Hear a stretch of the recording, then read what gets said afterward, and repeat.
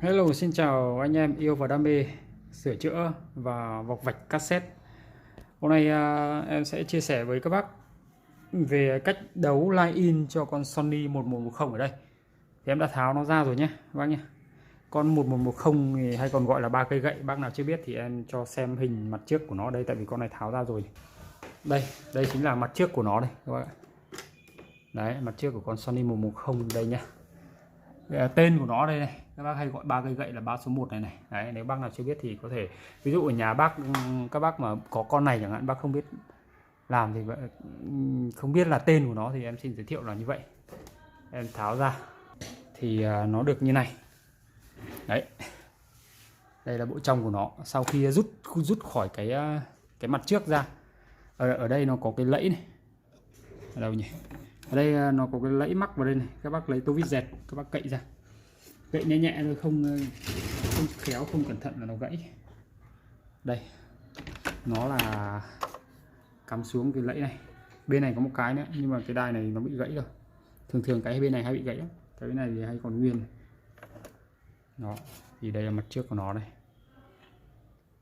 Đấy, các bác cậy nhẹ cái lẫy nó ra, xong rút cái miếng này ra thì các bác sẽ được như này. Đây là cái phone này. Đấy, đây là nhìn từ mặt trước vào nhé, thì nó sẽ ở như này. Đấy, nó sẽ ở trên cái tầm này. Em đặt như vậy để các bác hình dung cho nó dễ. Đây là cái cần gạt AM FM này. Đấy, AM là một số băng SVK gì đó, SVK1, SVK2 và MVK. Và đây là cái nút gạt chuyển băng cassette và radio. Đấy, em vẫn để âm thanh ở đây. Thì tiện con này tháo ra thì em chia sẻ với các bác luôn. Đây, từ lý do là em chia sẻ với các bác là cái này từ góc nhìn như này thì chúng ta phát hiện chính là hai con điện trở ở đây. Thì các bác sẽ đấu âm thanh vào đây, đấu đường line in vào đây. Đấy, em sẽ đánh dấu vào đây nha. Đây là con đài mà em không muốn phá nó đâu, em chỉ muốn chia sẻ với các bác thôi, cho nên là em cũng chỉ hàn tạm vào thôi nhé. Đấy, các bác có nhìn thấy hai con trở này không? Đấy, cái chỗ các bác cần đó chính là đầu này và đầu này của con trở này. Đấy, các bác sẽ đấu hai đường vào đây để lấy đường L và R. Đây, em minh họa lên đây luôn, là ví dụ đây là L in đi. Đấy, còn đây là R in đi. Đấy, đây là hai cái đường mà nó từ radio ra nhé các bác nhé. Tuy nhiên thì cái này thì cũng tùy từng đài, có đài thì em không hiểu sao kết nối nó không ra tín hiệu, hoặc là tín hiệu nó bên to bên nhỏ. Cái này tùy từng bo mạch thôi, bo mạch còn tốt thì chúng ta mới nên làm được, còn bo mạch mà yếu thì chúng ta không làm được nữa. Hoặc là các bác sửa cái vấn đề mà tiếng to tiếng nhỏ trước, sau đó khi tốt rồi chúng ta mới tiếp tục làm cái này. Đây, để các bác hình dung cho dễ này. Lý thuyết thì em cũng không muốn trình bày lý thuyết nhiều, thực hành thôi. Cho nên bác nào hỏi lý thuyết vẽ mạch này kia em chịu, không biết vẽ luôn. Tại vì gần đây nhiều bác hỏi thì em mới làm video clip này. Đây, chúng ta sẽ nối vào hai cái cực của hai cái điện trở này. Đấy, chúng ta lật mặt sau ra. Và tất nhiên chúng ta phải hàn rời ra nhé các bác nhé. Hàn nó tách ra, chứ không phải là để như vậy chúng ta hàn luôn đâu. Hàn luôn nó sẽ bị chung tín hiệu với radio. Nó sẽ bị chung tín hiệu với radio thì không được. Chúng ta tách ra rồi chúng ta mới hàn nhé các bác nhé. Đấy, đây chính là hai cái này đây. Em không nhớ là bên này hay bên này rồi, đại khái tí nữa để hàn ra để em test sau nhé. Chính là hai cái chân này. Bây giờ đánh dấu cho các bác đã. Công việc này thì lâu lâu em mới làm thôi, cho nên là không thể nhớ được, không thể nhớ chi tiết được. Tại vì trước đây em có chia sẻ với các bác là em, đây chính là cái này. Đấy, nhìn từ bảng mạch thì chúng ta có cái như thế này. Các bác nhìn thấy vạch dài này không? Đấy. Nếu con 1110 lật lên như này thì các bác sẽ căn từ cái vạch dài này đi. Đấy, em cũng chẳng cần lý thuyết để làm gì cho nó mệt ra, chúng ta chỉ nhìn vào cái vạch này này. Thì đây, bên này là cái đầu mặt trước của máy này, khi lật ngược lại thì chúng ta căn từ cái vạch này, đấy, nó sẽ ra đây. Ra hai cái này, bốn cái điểm này nó rất là đều nhau, các bác nhận biết rất là dễ. Tại vì em biết nhiều bác thì không dành điện tử cho nên là nhìn vào một cái bảng mạch như vậy rất là hoa mắt. Bản thân em ngày trước cũng như vậy thôi, nhìn rất là hoa mắt. Em là chỉ cho những người không chuyên thôi nhá, những bác nào chuyên rồi thôi không cần xem nữa, các bác tự biết đấu luôn. Với cách đấu này thì các bác có thể thu và ghi âm vào băng cassette bình thường nhé các bác nhé. Tí em sẽ test cho các bác luôn. Đấy, em nói có sách mách có chứng luôn chứ không phải là đấu linh tinh. Ok, vật liệu chúng ta cần chuẩn bị. Đây, vật liệu chúng ta cần chuẩn bị chủ yếu là hai cái này với lại cái có tụ điện, để em tìm cái tụ điện này. Ok, đây các bác có thể sử dụng con tụ 100 UF hoặc là 47 UF nhé, khoảng 47 đến 100. Để em tìm xem còn con 47 không ạ. Em vừa test âm thanh rồi. Đối với con 33 UF ấy, thì tiếng nó bị mất bass đi một tí. Em test âm thanh rất là kỹ. Đối với con 33 UF ấy, các bác đấu cũng được thôi, con càng nhỏ thì nó càng an toàn. Nhưng mà đối với con 33 UF và 22 UF trở xuống ấy, thì nó bị mất âm bass đi một chút. Thế nó làm giảm chất lượng âm thanh. Tuy nhiên thì nó cũng không nhiều đâu. Các bác cảm nhận nó cũng khá là khó đấy. Các bác nghe kỹ mới phát hiện thôi, hoặc là nghe nhiều mới phát hiện. Chứ nghe qua cũng khó phát hiện đấy. Em phải nghe rất là lâu em mới phát hiện. Thì tốt nhất thôi chúng ta dùng con 100 nhé. Đây em dùng con 100 đây, 100 UF. Con này dùng 16V này. Đây cũng 100 UF 16V. Đang không có thì em lấy luôn hai con này nhé. Hai này thông số nó giống nhau, mặc dù nhìn kích cỡ khác nhau nhưng mà dùng ok. Cái tầm 16V là được, trên 16V cũng càng tốt các bạn. Đấy, thì chúng ta sẽ đấu vào hai cái cực này nhá, hai cực bên kia nhá, bên không phải bên này nhá. Chúng ta sẽ hàn ra này, hàn ra nhé, hàn đứt ra ấy, hàn hai cái chân này ra này. Đấy, chỉ cho các bác cẩn thận nhá. Đây là các bác căn từ hướng mặt trước của máy vào này. Đấy, thì các bác sẽ lấy cái đoạn đằng sau này, hai cái này nhá. Đấy, cái này với cái này nhá, hai cái này nhá. Hai này tương đương với hai cái bên lúc nãy em chỉ bên kia. Ok, bây giờ em sẽ hàn cho các bác xem luôn. Ok, nó ở đây. Thời gian qua thì trước đây thì công việc của em khá là bận, cho nên là một số bác nhờ em đấu cái này thì em không thể tiếp các bác và không thể cấy cho các bác được. Đấy, cho nên là mong các bác thông cảm. Em cũng muốn giúp mọi người lắm, nhưng mà thật sự là công việc rất là bận, đôi lúc điện thoại em không thể nghe được nữa. Sau đó thì có rất là nhiều cuộc gọi nhỡ, cũng chẳng biết gọi lại cho ai nữa, nhiều quá gọi lại thì nó hơi mất thời gian, cho nên mong mọi người thông cảm nhé. Đây, bây giờ tôi sẽ hàn nguyên cái này ra nhé. Đấy, chỉ tận tường cho các bác luôn. Lý thuyết các bác đừng nói với em, tại vì em không hiểu lý thuyết là gì đâu, em chỉ biết thực hành thôi. Làm được là được, nó an toàn là được.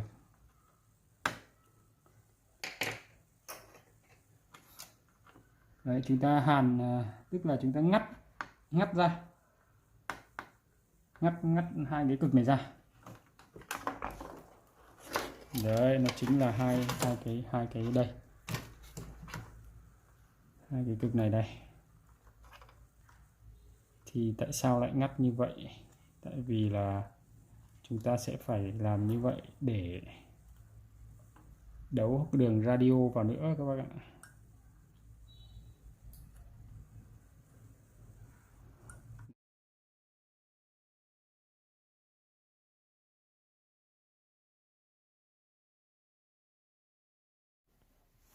Ok các bác này. Ờ, Đây, sau khi chọn lựa thì em đã dùng hai con tụ. Con tụ nó là 100 microfarad ở đây. Con này cũng là 100 nhé. Con này chẳng qua là em đã không có tụ thì em cũng dùng luôn con này. Đấy, 16V. Ok. Hai cái con tụ này chúng ta sẽ đấu như vậy. Hàn vào hai chân LR của cái jack RCA này. Đó, hai chân còn lại chúng ta sẽ nối ra cái công tắc 6 chân này. Nối ra hai chân bên ngoài này nhé. Cực này sẽ đấu vào đây và cực bên này sẽ đấu vào đây. Ok, mình sẽ làm từng phần, từng bước cho các bác dễ hiểu.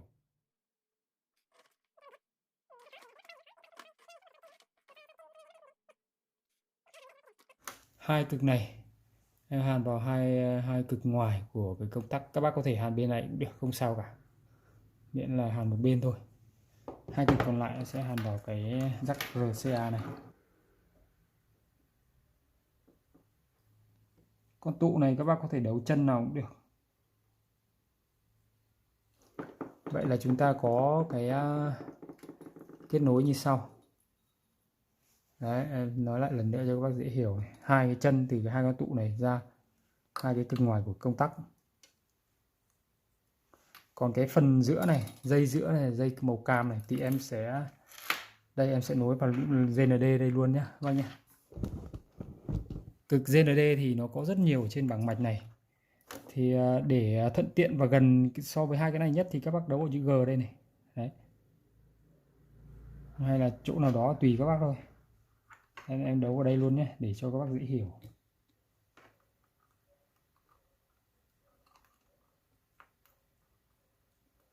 Thì chúng ta tiếp tục tìm hai cái dây. Hai cái dây thì các bác quy ước như nào cũng được để các bác nối nối vào hai cái đầu này, hai cái lỗ mà em đã cắt ra ở đây, hai cái lỗ này các bác cắm lỗ nào cũng được. Không thì các bác làm theo này, đây là màu trắng này, màu trắng là sẽ ở bên trái này, bên trái em sẽ để cực L, đúng rồi, cực L đây, cực L đây, cực R đây. Đấy, các bác quan sát kỹ nhé. Các bác nào có gặp cái chỗ nào không hiểu các bác hãy để lại bình luận nhé. Đấy, cực còn lại em sẽ cắm vào cái lỗ còn lại. Ok. Và chúng ta sẽ hàn bên này.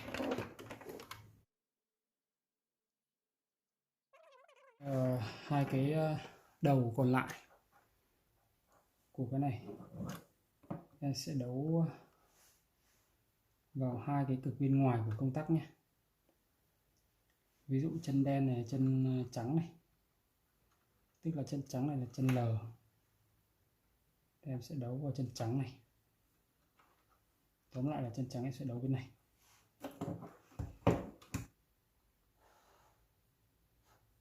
Đấy, chân còn lại sẽ đấu bên này nha các bác nhé.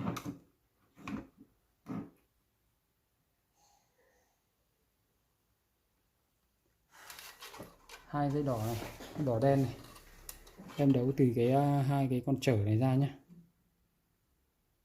Đấy, đấu từ hai con trở này ra.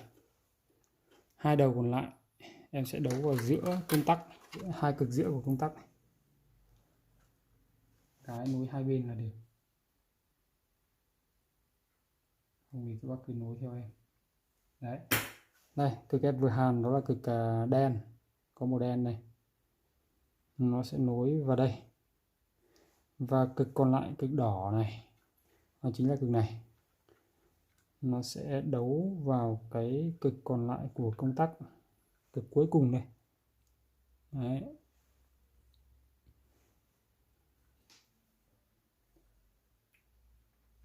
Bây giờ chúng ta sẽ làm sao cố định cái này nữa thôi. Cố định hai cái chân này để nó khỏi chạm linh tinh.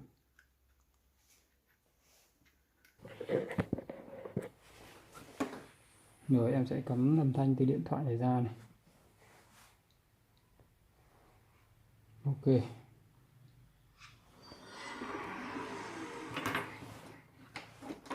Đây, đầu này sẽ cắm điện thoại này, đầu này sẽ cắm vào đây.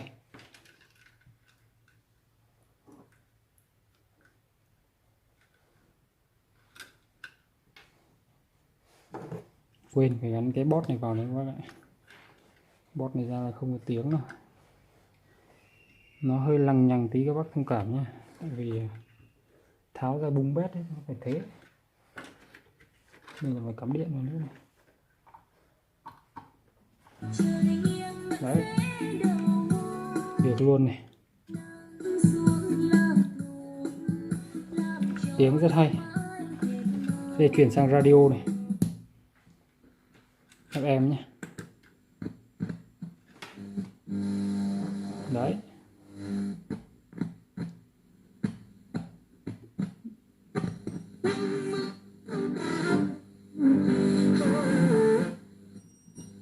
chẳng qua giờ này nhiều đài nó không phát rồi các bạn ạ. Đây cho các bác xem này, 12 giờ và 8 phút này, nhiều đài nó không phát rồi cho nên là em bắt được không được nhiều, nhưng mà đại khái tín hiệu radio như vậy là ok.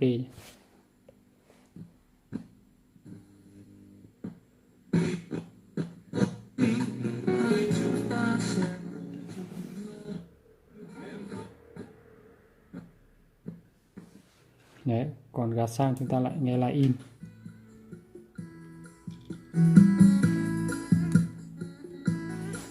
Bây giờ em sẽ cắm cái vào để thu luôn, test cho bác luôn. Đây, cái này khi thu ấy, phải gạt cái này các bạn, gạt cái cần này, cho nên phải lót cái kìm vào, không là lúc nào nó cũng thu, lúc nào nó cũng xóa luôn.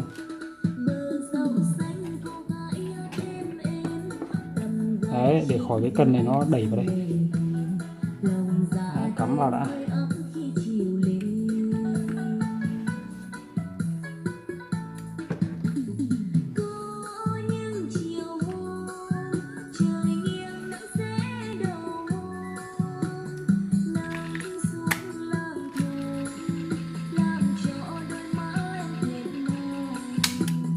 Băng này nó bị ngược rồi các bạn, để tìm cái băng khác nó ổn hơn chút. Đây, băng này cũng có nội dung rồi nhưng mà cứ xóa cho các bác nhé. Bây giờ nhạc nó là như thế này đây.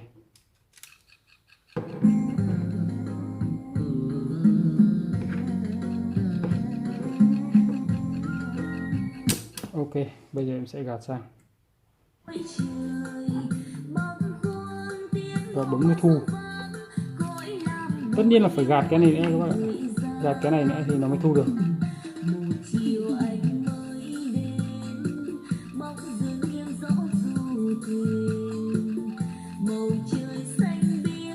Rồi, bằng này là đạt đủ rồi. Đây là nhạc cũ của nó này.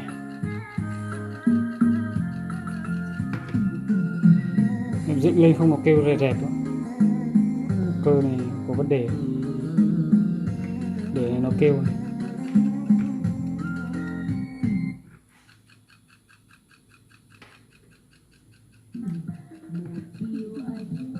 Đấy, ngon lành như các bạn. Đấy, em chưa tăng volume cái đường line in lên.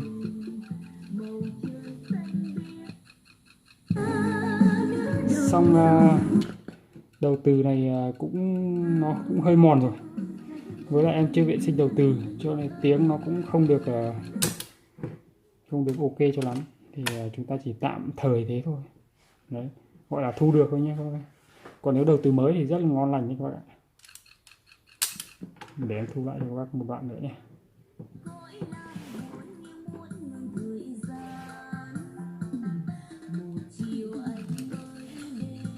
Để phải gạt cái này nó mới có tác dụng này. Khi lắp vào ấy thì cái cần này nó gạt này các bác này.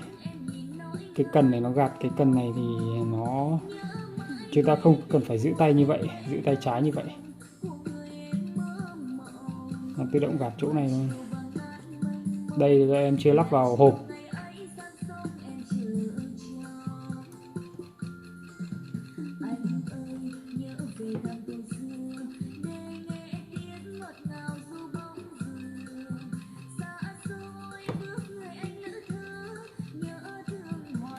Ok, tua lại một đoạn xem này.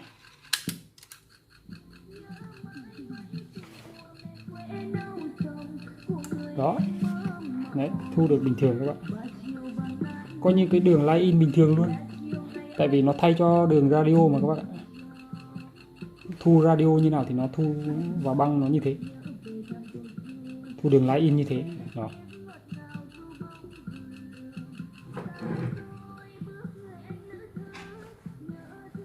Ok, vậy là xong cái video ngày hôm nay. Không biết là các bác có tường tận ra chút nào chưa, tại vì em muốn là chia sẻ với các bác nào mà chưa hiểu cái video clip em làm gần đây để em test cho các bác vậy thôi. Tí em phải tháo bung ra hết để nguyên zin lại như cũ, để nguyên zin, em không muốn phá cái này ra. Ok, xin chào mọi người, cảm ơn người đã xem video nhé.